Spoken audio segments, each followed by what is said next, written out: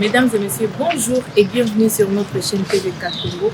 Aujourd'hui, nous avons spécialement l'honneur d'accueillir dans notre première émission publique Monsieur Joseph Kinzo, acteur de la société civile, qui face aux jeunes répondra aux questions de son expérience de leader.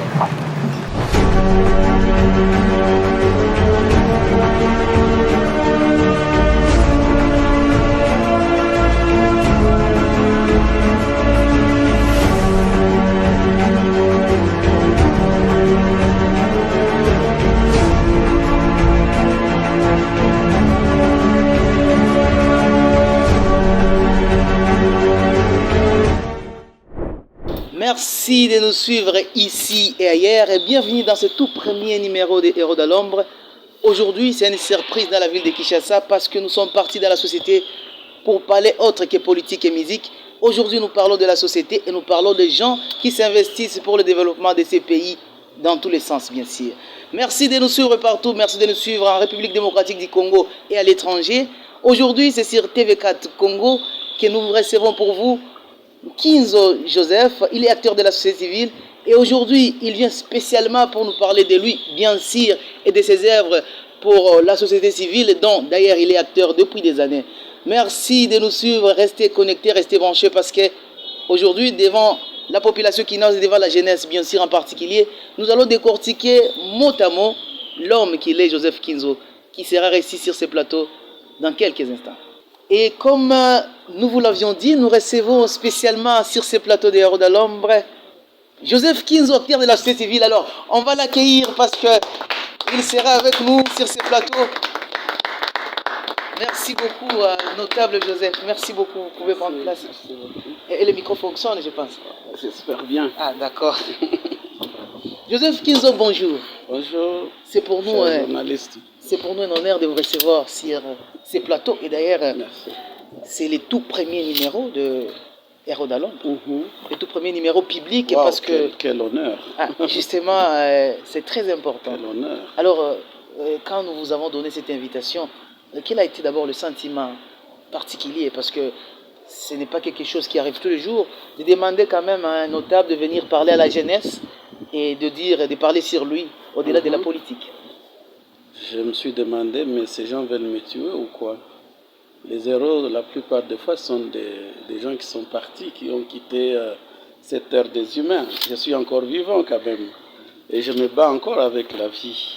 Justement. Et finalement, quand on parle d'héros dans l'ombre, je me dis, bon, ok, dans l'ombre peut-être, je crois qu'il n'y a pas d'ombre au-delà de cette terre. Je me suis dit dans l'ombre, oui, ça va quand même, on peut y aller. Mais je pense qu'on va nous présenter un héros ici, qui n'est pas moi. Alors, c'est ça même l'objectif de cette émission, faire découvrir en fait ces personnes qui ne sont pas très connues, mais qui font quand même des choses pour la République démocratique du Congo. Ces personnes qui peuvent donner un message clé pour la jeunesse. Alors, on le sait, vous êtes un garçon de Bukavu, apparemment. Exactement. Vous êtes né en 73.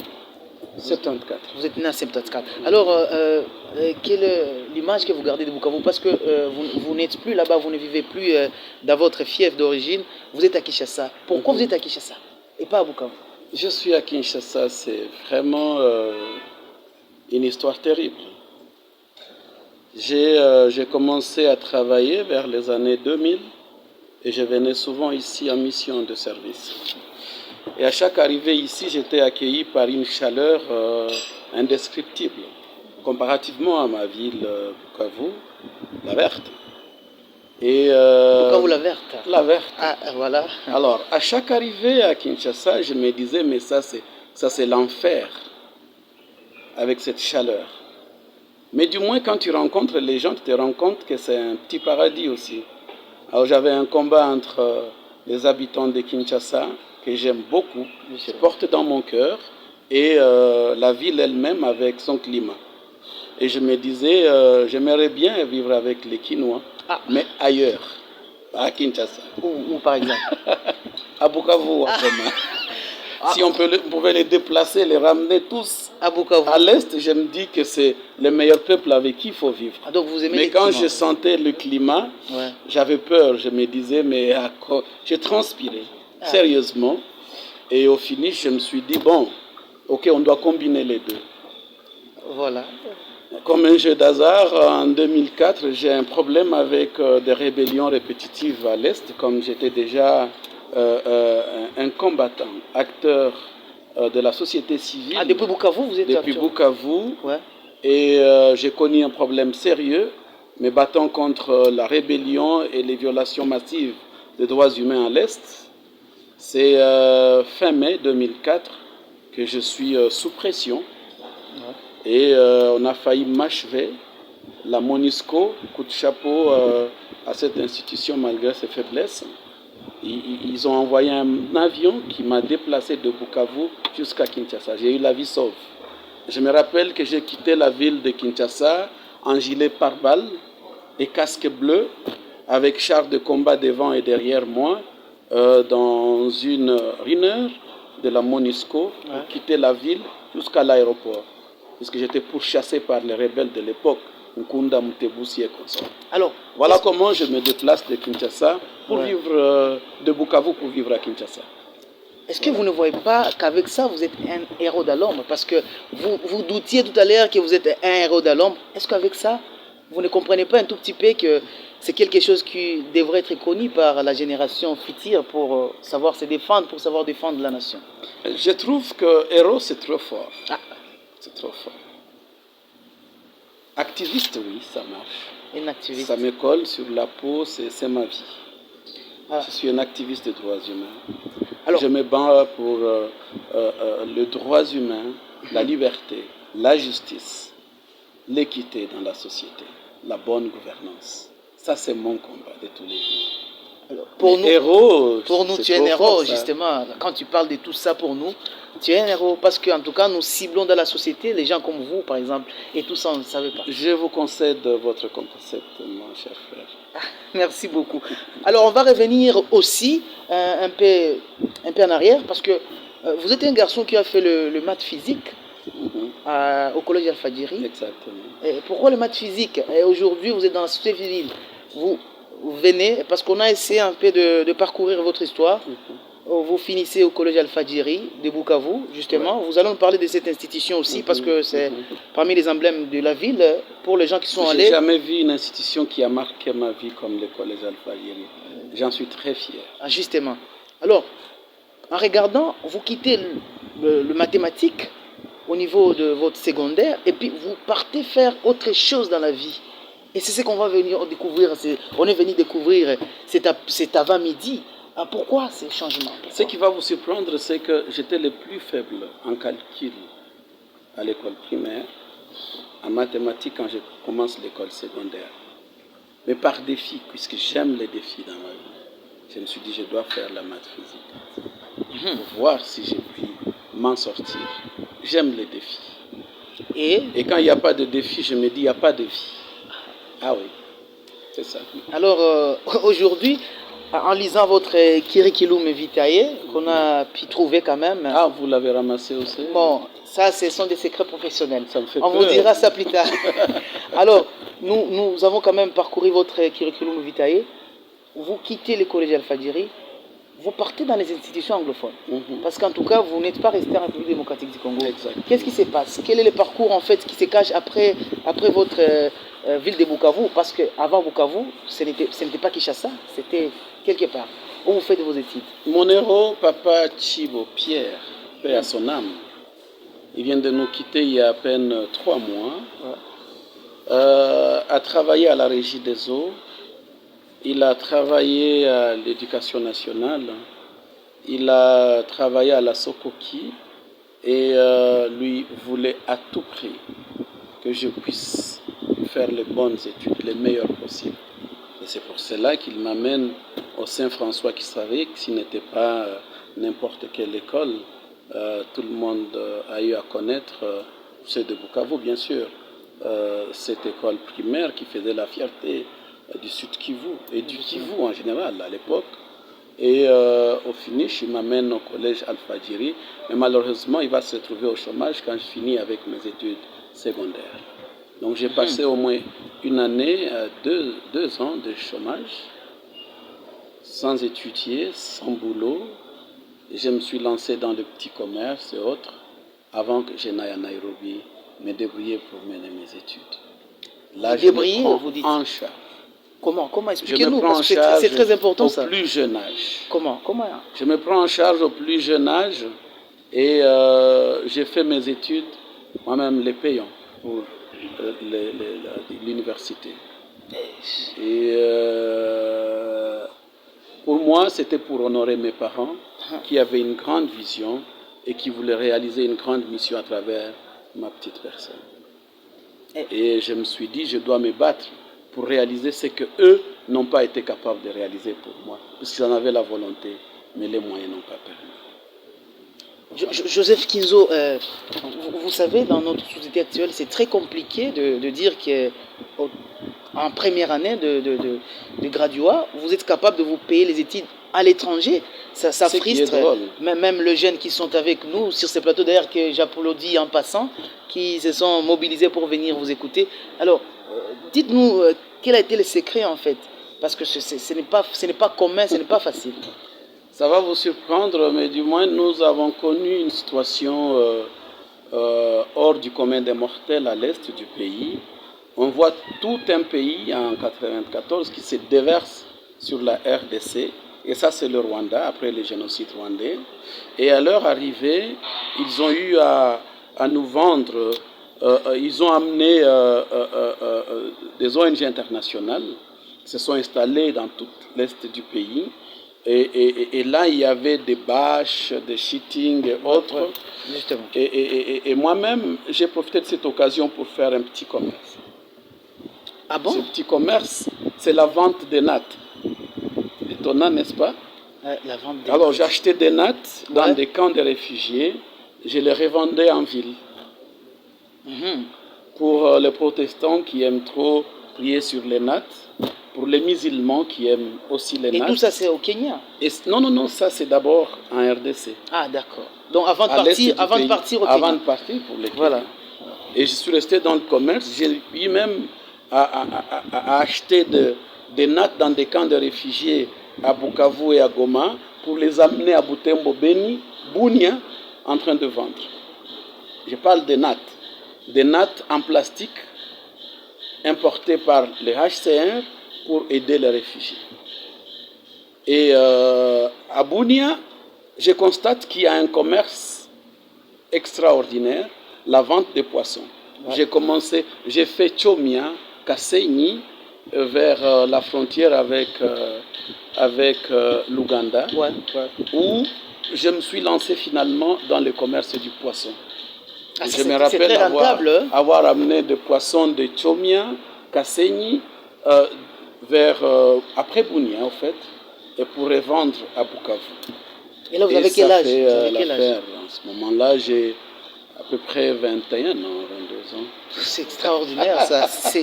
C'est magnifique. Alors, voilà. Alors je pense qu'on va revenir avec cette histoire, mais comme vous le savez, nous sommes dans la promotion de la jeunesse également. C'est ça même l'objectif des Héros de l'Ombre. Il y a un message à ce niveau. Ah, d'accord. C'est pour dire aux jeunes, il faut faire attention. Ah, voilà. Ne vous laissez pas faire par des situations que vous traversez. Vous êtes capable de tout. Il faut juste identifier les problèmes pour en transformer en opportunités. Les problèmes, on va transformer en opportunités. Alors c'est pourquoi nous accordons également l'opportunité aux jeunes qui ont du talent à venir s'exprimer sur notre plateau. Exactement. Et d'ailleurs à vous demander quelques conseils. Messieurs, dames, je serai aussi très honoré d'accueillir sur ce plateau des Héros de l'Ombre en ces jours une chanteuse, une compositrice, une fille de chez nous, une fille des pères, congolaise des pères et des mères, si je peux le dire. Wow. Elle s'appelle Joyce Kadjoussi, qui sera ici sur ce plateau. On va l'accueillir aussi avec beaucoup de joie. Wow. Elle est là. Merci beaucoup, Joyce. Je ne fais pas des bisous pour raison de Covid. Prenez place, madame. Merci. Je suis très honoré. Wow. Hein. Vous êtes belle, en tout cas. Merci beaucoup. Je pense que la musique que vous faites, ça se reflète déjà. Bien sûr. Alors, Joyce, bonjour. Bonjour. Quelle surprise.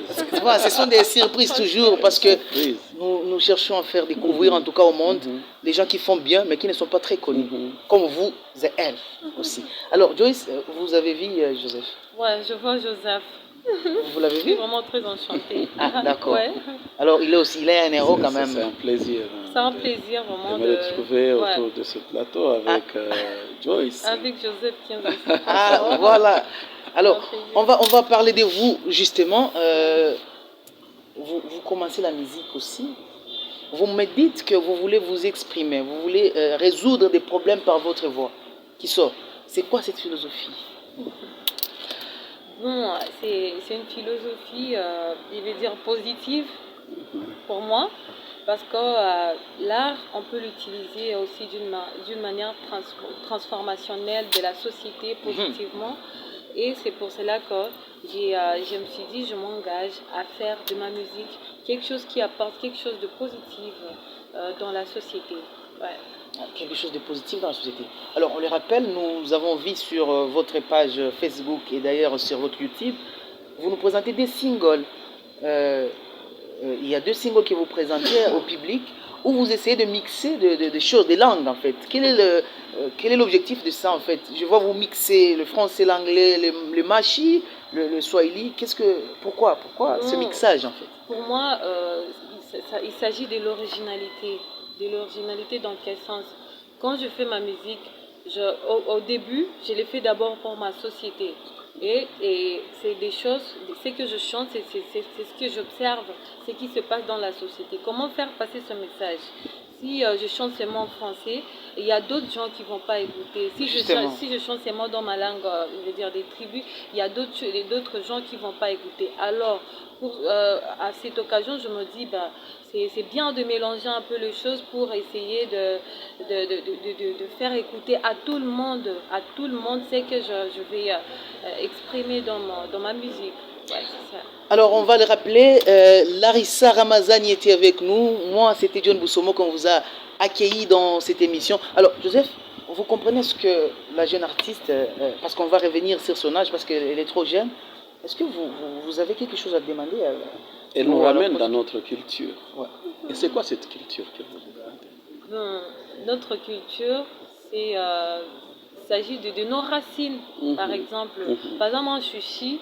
J'adore chanter en machi. Ah, vous êtes chi? Oui, je suis chi, j'adore chanter en machi et ça me fait énormément plaisir. Pour moi, c'est donner de la valeur, en plus donner de la valeur à ma langue et essayer de raviver, je veux dire, la flamme de ma langue un peu oubliée, qui est vraiment très importante et, dans notre culture, mais et pour moi, je sens que c'est une occasion pour moi que je donne à cette langue la valeur. Ouais. Alors, ça, c'est... Il faut qu'on en ait 420 comme vous. Ah, vraiment. On a 420 langues, 420 cultures. Franchement, ouais. Ce pays est riche. Et c'est ça même. Voilà, un héros dans l'ombre. Voilà, justement. Voilà, merci beaucoup. Mais c'est extraordinaire. Et ça, en fait, ça, nous disons ça en abstrait. Maintenant, je vais vous faire écouter d'abord cette chanson, lancée par la régie, et on se retrouve juste après dans Héros dans l'ombre. Wow.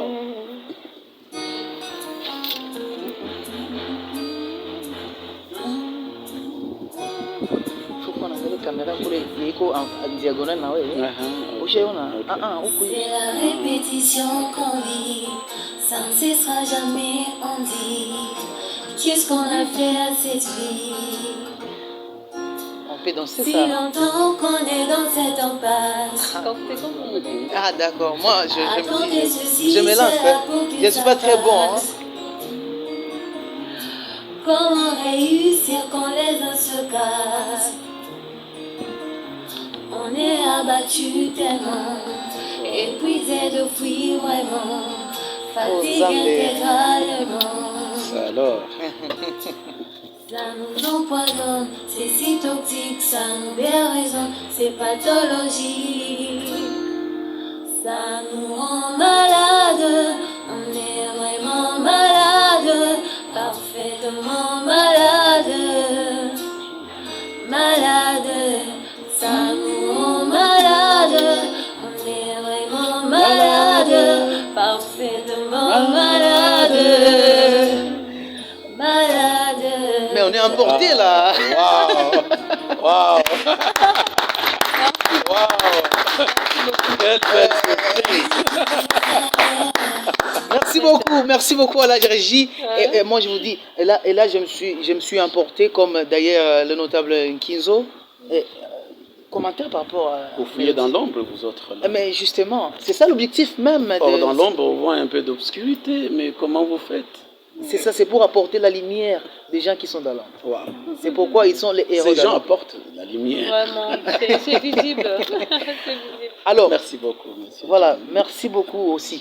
Alors, nous sommes justement dans cette émission, nous continuons. Nous sommes en train de remercier d'abord toute l'équipe technique qui est avec nous cet avant-midi pour donner plaisir encore à des millions de Congolais pour faire découvrir les héros d'Alombe. Alors, justement, on va essayer de revenir sur vous avant d'abord de rentrer chez madame.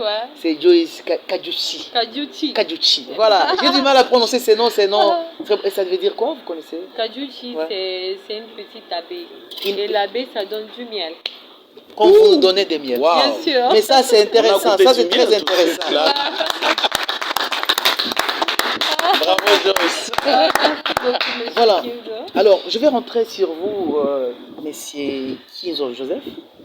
Alors, pendant 23 ans, vous vous engagez, bien sûr, dans la lutte contre l'impunité à travers la société civile. On le rappelle, vous êtes actuellement président du casque. Vous allez nous le définir. C'est quoi les casques? Oui, effectivement, je suis coordonnateur national du casque et président du Conseil national de la société civile. Le casque, d'abord, c'est un regroupement des ONG, des mouvements citoyens et des réseaux de la société civile. Casque est créé en 2016 par Dr Mukwege, le professeur Mbata, qui est aujourd'hui au Parlement sous le label IDPS, par Georges Kapiamba, qui est à Cage, par Dr Dirk de La Lucha, Rostin de La Voix des Sans Voix, par nos amis de AETA, et tant d'autres structures de la société civile, dont Miché et le Forum citoyen que j'ai représenté.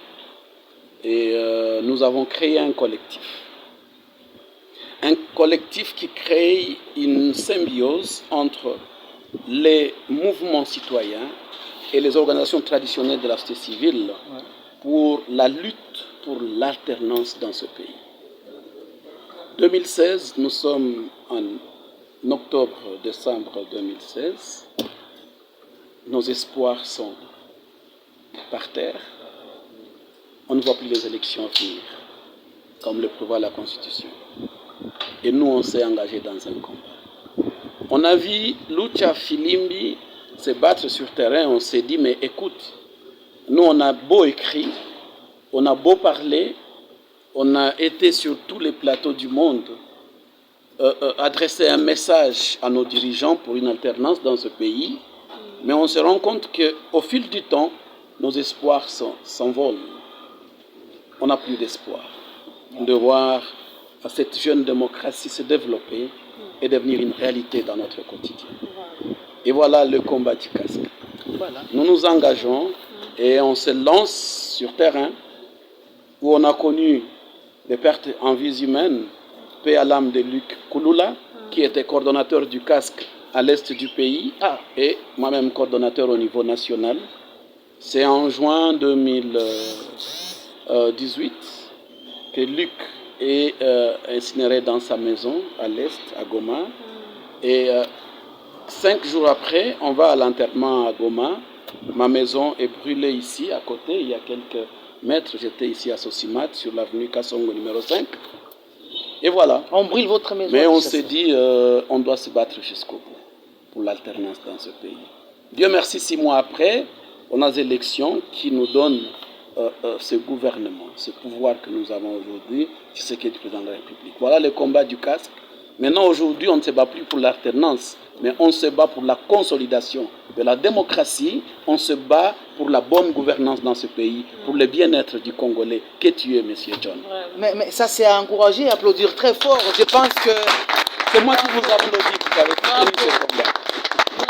Voilà, alors, nous avons beaucoup de surprises pour vous, mais nous allons écouter ces témoignages. Il y a des gens qui vous connaissent et qui ont décidé de vous parler quelque chose. Je ne sais pas si la régie est avec nous pour lancer ces témoignages et on peut les écouter. Alors, si la régie n'est pas encore prête, alors nous allons prendre aussi cette question parce que nous avons réussi le gène dans cette émission. Joyce, vous êtes là? Voilà, nous avons réussi quelques jeunes dans cette émission. Alors, elle fait couler du miel. Hein? Voilà. Bien sûr. Bien sûr. Voilà. Alors, nous allons prendre une question d'un jeune. Je ne sais pas si vous le connaissez, c'est parmi les surprises de la soirée. On l'écoute et puis on revient vers vous. Alors, où est cette question-là? Dans le public, dans mon public, la question est prête? Voilà. Vous pouvez, voilà, merci. Je tiens à remercier TV4 Congo. Un peu de voix quand même, parce que... Oh, excuse. Je tiens à remercier TV4 Congo d'avoir organisé une telle présentation ici, qui nous donne l'opportunité aux jeunes Congolais aussi d'expérimenter et avoir à écouter l'histoire de M. Joseph Kinzo, qui est mon père. D'où, vraiment, ça m'a marqué d'entendre son histoire devant vous tous. Et je tenais vraiment à poser aussi la question qu'il puisse nous donner un conseil à nous les jeunes, les futurs du Congo, de la RDC. Comment peut-on aussi réaliser des grandes choses telles que ce que vous avez eu à réaliser dans votre parcours? J'aimerais que vous puissiez nous donner quelques conseils à ces propos, et moi aussi personnellement en tant que votre fils. Merci. Alors, je ne sais pas si on peut acclamer ça parce que justement, il se peut que nous avons une autre Kinzo, c'est Tava Midi dans cette émission. C'est quelque chose d'extraordinaire, il s'appelle Jordan Kinzo. Merci Jordan, merci d'avoir répondu présent. Merci de nous avoir fait cette joie quand même devant votre père. Alors, vous répondez directement avant qu'on écoute ça. C'est une question terrible puisque nous vivons dans ça avec ce monsieur devant moi. Franchement, t'es le père et je suis surpris de le retrouver avec nous sur ce plateau. Ouf, la jeunesse congolaise. C'est une jeunesse qui fait face à des problèmes très sérieux. C'est un pays où on estime qu'être jeune, c'est être bandit. C'est aller dans tous les sens. La jeunesse, pour nous, c'est des troubadours. C'est ça, la société congolaise. La jeunesse, pour nous, c'est des va-nu-pieds, des quémandeurs, des troubles faits. C'est comme ça, notre tradition, malheureusement. Mais ailleurs, la jeunesse, c'est ça même la transformation de la société, l'espoir de la société. Et nous, on s'est dit, nous avons vécu ça. Mais nous devons être la dernière génération à connaître cette situation. Le Congo doit reconnaître cette force qui se cache dans cette jeunesse. Le Congo doit valoriser sa jeunesse. C'est ça l'avenir de ce pays. C'est convaincu les Lumumba et autres, nous devons mettre une ligne rouge pour nous dire plus jamais ça. C'est qu'a connu Luc Nkulula, Rossi Mukendi. Nous devons mettre une ligne rouge et dire plus jamais ça. Merci beaucoup, ça c'est extraordinaire, c'est magnifique. Alors, je ne sais pas si la régie est prête. Alors, nous allons faire écouter des voix. Vous allez nous dire c'est qui parle. Alors, je ne sais pas si la régie est là. Alors, on écoute ces voix et vous nous dites à chaque fois si vous reconnaissez la personne. Parce qu'il a quelque chose à vous dire. Wow. On va écouter ça. Ça me fait peur, ça. Je réponds à des Fabrice Tussanga. J'aimerais dire quelque chose par rapport à la personne de M. Joseph. Pour moi, il est un grand leader, un espoir de la jeunesse congolaise, parce que l'enthousiasme qu'il a lorsqu'il est dans la jeunesse, son influence est vraiment d'une importance capitale pour moi, parce que j'apprends tous les jours de lui. À chaque fois que je suis avec lui, j'apprends toujours quelque chose de plus. En fait, c'est quelqu'un qui pousse le potentiel qu'il y a dans la jeunesse, et ça c'est quelque chose de particulier que j'aime chez lui. Il nous pousse toujours à travailler au-delà de nos limites, et ça nous développe. Pour moi, c'est un espoir de la jeunesse, et c'est quelqu'un vraiment de très bien. C'est un père, c'est un ami, c'est vraiment tout, hein. Vraiment, c'est quelqu'un d'extraordinaire. Je vous remercie, c'est ce que je peux dire en bref. Merci beaucoup. Bonjour, moi c'est Angèle Mataille. Ce que je peux dire sur le plan professionnel, M. Joseph, c'est un grand formateur, c'est un grand leader. Il m'a donné la chance de travailler à ses côtés, malgré ma petite expérience. Il est quelqu'un de généreux, compréhensif, aussi un grand travailleur. Il se bat pour les causes des autres. Merci beaucoup, monsieur, pour ça. Et continuez d'être comme ça. Que Dieu vous bénisse. Bonjour, monsieur. Je tiens à vous remercier personnellement pour tout ce que vous avez fait pour moi. Vous avez cru en moi, vous m'avez accepté, vous m'avez formé, vous m'avez aidé à être là où je suis aujourd'hui. Je vous remercie infiniment. J'aime votre façon de faire, votre façon de voir les choses. Vous visez loin. Vous ne voyez pas ce que les gens voient aujourd'hui. Vous êtes un combattant. Et quand vous avez une idée à la tête, vous foncez pour y aller et y arriver. C'est l'une des qualités que j'admire vraiment chez vous. Bon vent à vous, bonne chance. Vous serez quelqu'un de très important pour ce pays. Et ce pays a besoin de personnes comme vous afin d'évoluer et d'aller plus loin que là où nous sommes aujourd'hui. Wow. Ça c'est très intéressant, merci beaucoup. Alors, c'est très fort. C'est vraiment très fort. Comment vous avez fait pour réunir tous ces gens? Mais il fallait qu'on sache vraiment si vous êtes un héros pour vous faire revenir. Vous me faites peur. Merci beaucoup. Il faut remercier à toute cette équipe qui est les héros dans l'ombre de cette émission. C'est vous qui êtes héros dans l'ombre. Mais il y a les héros dans l'ombre qui ne sont pas visibles sur la caméra. C'est là les héros dans l'ombre. On peut acclamer pour ces héros. Merci beaucoup. Alors, je pense que nous sommes prêts pour finir cette émission. Je ne sais pas si les autres sont là, mais nous allons revenir à vous, Joyce, parce que vous nous proposez justement de la musique à votre manière. Et aujourd'hui, on a tendance à vous comparer avec Céline Banza, qui est... je parle bien son nom? Ouais, c'est ça. Céline Banza. Céline Banza, qui a le même rythme que vous. Qu'est-ce que vous dites à ces gens qui vous comparent avec... Bon, en fait, on va quand même le dire que là, il a remporté le prix RFI, le prix découvert de RFI. Ouais. Et on a tendance... D'ailleurs, vous prestez ensemble à l'Institut français. On n'a jamais presté ensemble. C'est juste que quand il y a un talent, il y a les gens qui cherchent des similarités avec d'autres artistes, et c'est normal. Et la musique que je fais, oui, c'est le même style que Céline Banza, mais seulement que chacun a sa touche, à sa couleur, à son message, à ce qu'il chante, à son histoire. Et ça me va très bien si on compare ma musique à celle de Céline Banza. Il y a des autres qui parlent de la chevalier. Ben moi, en plus, on ne me compare pas seulement de Céline Banza. On me compare aussi avec Lokwa Kanza. Il y a d'autres qui disent Charlotte Dikonda. Il y a d'autres qui me comparent avec Tracy Chapman. Bon, c'est une artiste américaine. Et bon, ça me va très bien.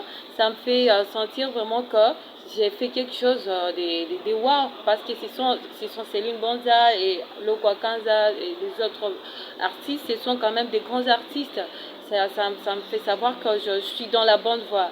Et c'est un plaisir pour moi qu'on me compare. C'est extraordinaire. Alors, vous sortez justement un autre single qu'on avait annoncé directement. Ouais. Alors, vous nous faites juste un acapella, un petit acapella sur la dernière chanson que vous avez livrée au public. Ça s'appelle encore comment? Ouais, c'est Nashi. Nashi, ça veut dire quoi? Nashi, c'est un nom. C'est un nom, mais pas comme les autres.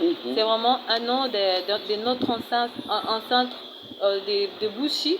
Il fut le premier roi de Bushi, Nashi. Alors moi, j'ai choisi ce nom pour le titre de ma chanson. Aussi, je l'ai utilisé pour immortaliser ce nom. Parce que moi, avant, je n'étais pas au courant de ce nom. Mais j'avais un ami à l'école, il s'appelait Nashi. Et du coup, je me suis dit, mais c'est joli le nom. Quand j'ai chanté ma chanson, je me suis dit, mais si j'intégrais ce nom dans ma chanson. Et lui, il s'appelle Naka. Ah, waouh, c'est vraiment super. C'est extraordinaire. Ça, c'est votre fils, Jordan Kinzo Naka. Ah, d'accord. Alors, je me suis dit, si j'ai chanté cette chose, je prenais le nom, je mettais dans ma chanson, c'était beau. Et puis, j'ai senti la mélodie qui me venait. Anashio, Anashio, s'il te plaît, Zongae, Nashio, Anashio, Anashio, Nashio, s'il te plaît, Zongae, Nashio. S'il te plaît. En fait, alors, en fait, Nashi, c'est une histoire amoureuse d'un couple. Il s'agit plutôt d'un couple de jeunes personnes, une fille et un garçon qui sortaient ensemble depuis les bas âges. Ils ont grandi ensemble, ils ont étudié ensemble et ensemble ils voyaient un avenir vraiment radieux. Ils voyaient une belle vie qui les attendait. Malheureusement, après avoir fini les études, il y a eu une séparation parce que le garçon, même la femme aussi, n'ont pas été capables de réunir le moyen possible pour réaliser leur rêve qui était de se marier, de commencer une belle vie.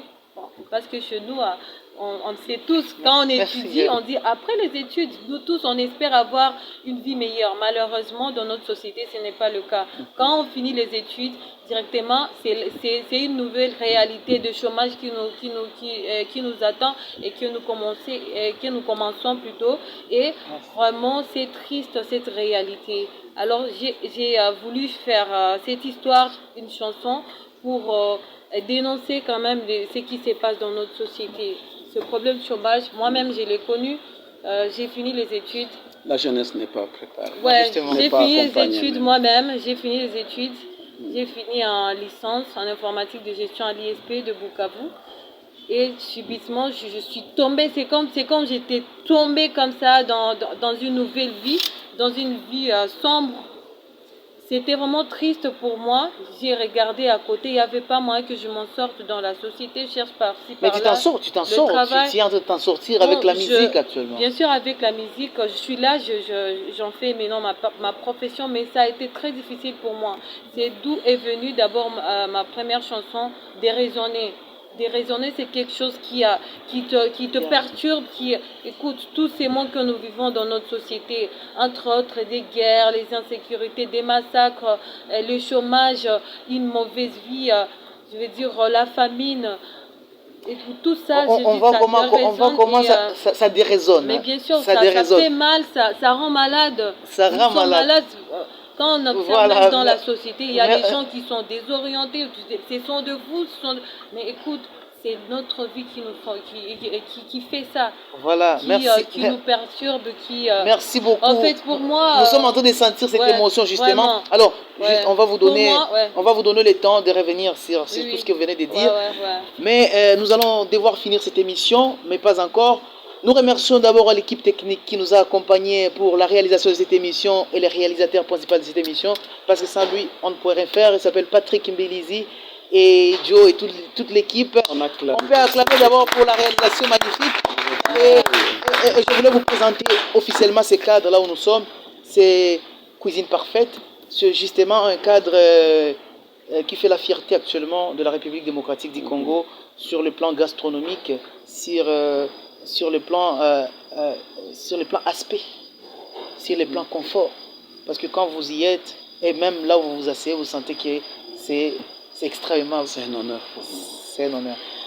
Alors, merci de nous suivre aussi chez vous. Vous aussi, vous êtes des héros d'Alombre si vous voulez. Mais quel est les derniers mots avant qu'on puisse clôturer Je tiens à remercier John et Larissa. Vous êtes des héros d'Alombre. Et vous nous l'avez prouvé aujourd'hui. Nous ne manquerons pas, car il le faudra, d'appuyer les héros dans l'ombre que vous êtes. Vraiment. Et je tiens à dire à la jeunesse congolaise, nous sommes capables, vous êtes capables de changer ce pays. Vraiment. On a entendu les cris de cœur de notre sœur Kajuchi, Ouais. Joyce. Ah, vous dites ça très bien, plus que moi. Hein. Voilà. Kajuchi. C'est ça, hein? Ouais. D'accord. Ouais, ben, quand on me rappelle du miel, je me dis, waouh, ça. Alors là, je me dis, la jeunesse est devant un défi. La transformation positive de ce pays, le changement voulu par tous, c'est vous, les porteurs d'espoir pour ce pays. Et nous comptons sur vous.